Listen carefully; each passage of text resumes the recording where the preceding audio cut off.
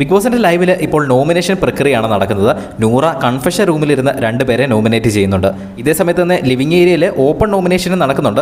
1 by 1 ആയിട്ടാണ് നടക്കുന്നത്. ഒരു ഓപ്പൺ നോമിനേഷൻ, അത് കഴിഞ്ഞാൽ പിന്നെ കൺഫെഷൻ റൂമിൽ ഒരാളെ നോമിനേറ്റ് ചെയ്യും. അങ്ങനെ ആദ്യം കൺഫെഷൻ റൂമിലേക്ക് വരുന്നത് നൂറയാണ്. നൂറ 2 പേരെ നോമിനേറ്റ് ചെയ്യുന്നത് നെവിനെയും ലക്ഷ്മിയെയുമാണ്. നെവിൻ തീരെ ആക്റ്റീവ് അല്ല, പിന്നെ നെവിൻ ഭയങ്കര ഫേക്കായിട്ട് നിൽക്കുന്നത് പോലെ നൂറയ്ക്ക് ഫീൽ ചെയ്യുന്നുണ്ട് എന്ന് പറഞ്ഞ് നെവിനെ ആദ്യം തന്നെ നോമിനേറ്റ് ചെയ്യുന്നു. രണ്ടാമതായിട്ട് നൂറ നോമിനേറ്റ് ചെയ്യുന്നത് ലക്ഷ്മിയാണ്. ലക്ഷ്മി ഈ പറഞ്ഞതുപോലെ തന്നെ വളരെ ഇനാക്റ്റീവാണ്. ഞങ്ങളോടൊക്കെ മിണ്ടുന്നത് വളരെ ചുരുക്കമാണ്, അങ്ങനെ അധികം മിണ്ടാറില്ല. എന്തുകൊണ്ടാണെന്ന് അറിയത്തില്ല, ഒരു ഗെയിമാണോ എന്നറിയത്തില്ല. എന്തായാലും ഞങ്ങളോട് വളരെ തീരെ കുറച്ച് മാത്രമേ മിണ്ടാറുള്ളൂ.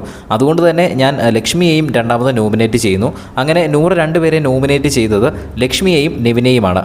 ഇത്തവണ 7 പേരാണ് കൺഫെഷൻ റൂമിൽ വന്ന് നോമിനേറ്റ് ചെയ്യേണ്ടത്. ബാക്കി 8 പേരും അവിടെ ഓപ്പൺ നോമിനേഷനാണ് ചെയ്യേണ്ടത്. 8 പേര് ആരൊക്കെയെന്ന് അവരവർ തന്നെയാണ് തീരുമാനിച്ചത്. പതിവ് പോലെ തന്നെ അനീഷിന് മാത്രം നോമിനേറ്റ് ചെയ്യാൻ സാധിക്കത്തില്ല. വൈൽഡ് കാർഡുകൾ കൊടുത്ത ആ ഒരു പണി കാരണം അനീഷിനെ നോമിനേറ്റ് ചെയ്യാൻ സാധിക്കത്തില്ല. ബാക്കി ഉള്ളവരാണ് ഇപ്പോൾ നോമിനേഷൻ നടത്തിക്കൊണ്ടിരിക്കുന്നത്. കൂടുതൽ അപ്ഡേറ്റ്സുമായി വീണ്ടും വരാം.